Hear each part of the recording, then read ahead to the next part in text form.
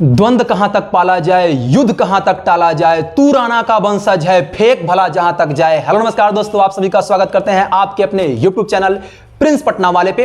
दोस्त, आज आपके बीच जो हम प्रश्न लेकर के आए हैं, ये प्रश्न किसी पहचान की मोहताज नहीं है। यदि अगर आप सरकारी नौकरी की तैयारी करते होंगे तो कभी ना कभी इस प्रश्न से आपका आमना सामना हुआ भी होगा, और हो सकता है संभवतः कि आप इस प्रश्न को एग्जाम हॉल में छोड़ के भी आते होंगे। तो आज आप सही वीडियो आपके हाथ लगा है। आज के बाद ये प्रश्न कभी नहीं छूटने वाला है। इस प्रश्न का करने वाले हैं पोस्टमार्टम, और आगे भी ये प्रश्न आपको बहुत काम देने वाला है जो एग्जाम होने वाले हैं। तो इस वीडियो को अंत तक जरूर देखिएगा। ये प्रश्न कह रहा है कि एक, आपके सामने प्रश्न दिख रहा होगा, प्रश्न कह रहा है कि एक लंबवृत्तीय शंकु है जिसके त्रिज्या को 10% कम कर दिया गया है और उसके ऊंचाई को 40% बढ़ा दिया गया है, तो उसके आयतन पर क्या प्रभाव पड़ेगा? उसका आयतन बढ़ेगा या घटेगा? जब इस प्रकार का प्रश्न आ जाए तो ऐसे प्रश्न का कैसे करते हैं पोस्टमार्टम, आइए विथ प्रिंस सर के साथ करते हैं इसका धुआं। तो सबसे पहले आपको जो डेटा इस्तेमाल हुआ है इसको हम परसेंटेज और रेशियो का कंसेप्ट यूज कर करने वाले हैं। देखिए, सबसे पहले आपको यूज हुआ है, इसमें 10% की कमी की गई है। क्या की गई है? 10% की कमी।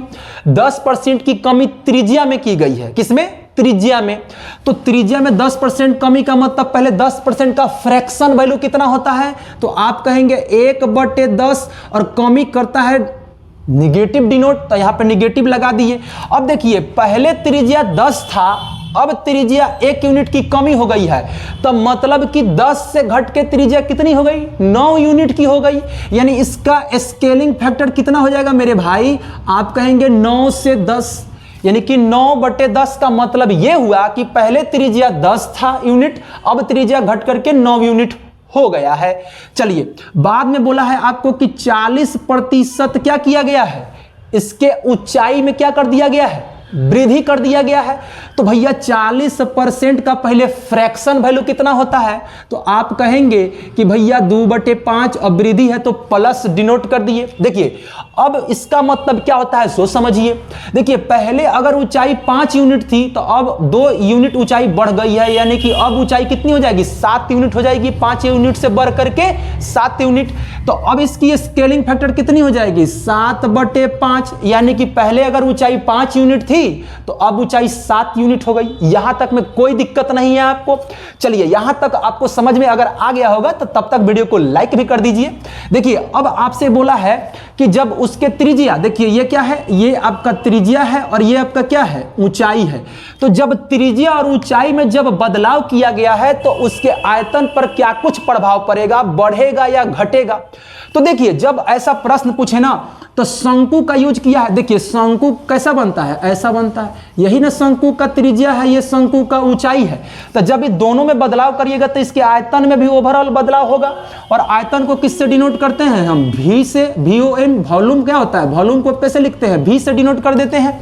तो इसका वॉल्यूम यानी आयतन कितना होता है? देखिए, आयतन जब निकालिएगा इसका, किसका? शंकु का, तो 1/3 पाई r² होता है इसका आयतन। देखिए, जब भी आपको क्या पूछे, आयतन में या क्षेत्रफल में या कर्व सरफेस एरिया में वृद्धि या कमी, तो हमेशा इस टाइप के प्रश्न में आपका बस ध्यान उसी पर होना चाहिए कि वेरिएबल वैल्यू कौन सा है। सिर्फ वेरिएबल को पकड़ना है, कांस्टेंट कोई असर नहीं डालता है, चाहे उसके किसी भी लंबाई, चौड़ाई, ऊंचाई, आयतन उयतन कुछ में भी कोई फर्क नहीं पड़ेगा। कांस्टेंट वैल्यू किसी पर प्रभाव नहीं डालता है मेरे भाई। तो यहां पे कांस्टेंट वैल्यू क्या है? 1/3 और पाई, ये इस पर कोई असर नहीं डालेगा, इसके आयतन पे कोई असर नहीं डालेगा, इसको काट देंगे। मतलब 1/3 पाई है कांस्टेंट वैल्यू जो नहीं बदलता है, तो ये आपके आयतन पर कोई प्रभाव नहीं डालेगा। तो प्रभाव सिर्फ क्या डालने वाला है? r²h। तो आपका जो आयतन होगा वो सिर्फ होगा r²h होगा आयतन। बस इसी पर आपको अटैक करना है। अब चलिए देखते हैं कैसे अटैक करने वाले हैं। देखिए, अब आयतन हो गया आपका क्या? r² शंकु का। अब देखिए, यहां पे एक लाइन लिख दीजिए। अब यहां पे r कहिएगा कि r कितना है? तो r आप कहिएगा, देखिए पहले 10 यूनिट से क्या हो गया? 9 यूनिट। तो पहले 10 यूनिट उसकी त्रिज्या थी, अब 9 यूनिट हो गई त्रिज्या, कोई दिक्कत नहीं है। 10 से घट करके 9 हो गया। ऊंचाई देखिए कितना है, 5 से कितना हो गया है, 7 हो गया है।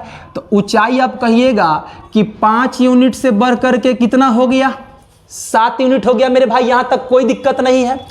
अब देखिए, अब आपसे पूछा है कि ऐसा करने पर उसके आयतन में क्या कुछ प्रभाव पड़ने वाला है मेरे प्यारे भाई। तो देखिए आयतन कैसे निकलता है, क्या सीखा है, r²h। तो आप कहेंगे कि आयतन जो होता है वो होता है r²h। और देखिए जो काम यहां फार्मूला में हो रहा है वही काम यहां आपको कर देना है, आयतन निकल जाएगा। तो आयतन होता है r²h, मतलब r कितना है, 10। तो 10 का स्क्वायर कर दिए। h है, h कितना है, 5 यूनिट है, तो 5 यूनिट लिख दिए। रेशियो है तो रेशियो, अनुपात है तो अनुपात। यहाँ पे क्या है, 9, r²। तो 9 का क्या हो जाएगा, स्क्वायर इंटू h कितना है, 7। देखिए ये भी यहाँ से यहाँ क्या निकला, ये भी यहाँ से यहाँ आयतन और ये भी आयतन। ए मेरे प्यारे भाई, ये बढ़ने या घटने से पहले का है, ओरिजिनल है, और ये बाद वाला है।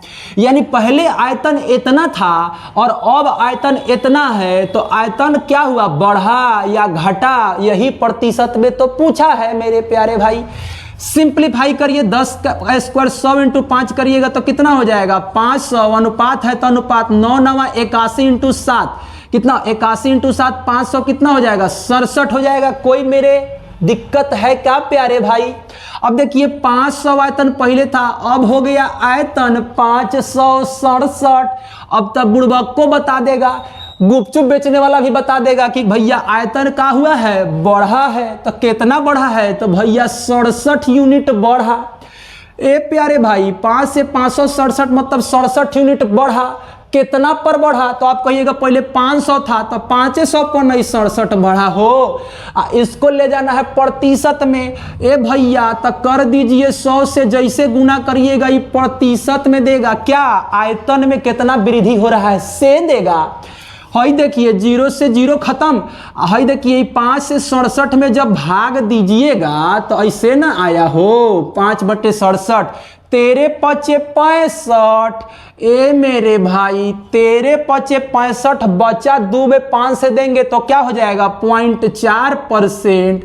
आई ऑप्शनवा कहाँ है रे बाबू, ये 13.4 की वृद्धि डी नंबर में, D4 देवसेना। तो आपका आंसर कितना हो जाएगा, डी नंबर हो जाएगा। तो इसी तरीके का आप चाहते हैं कि प्रश्न हम आपके बीच आकर के पोस्टमार्टम करें, और वैसे व्यक्ति भी मैथ सीख सकते हैं जिनको मैथ सपना में भी आ जाए तो डर लगता है। हकीकत की बात तो छोड़ ही दे।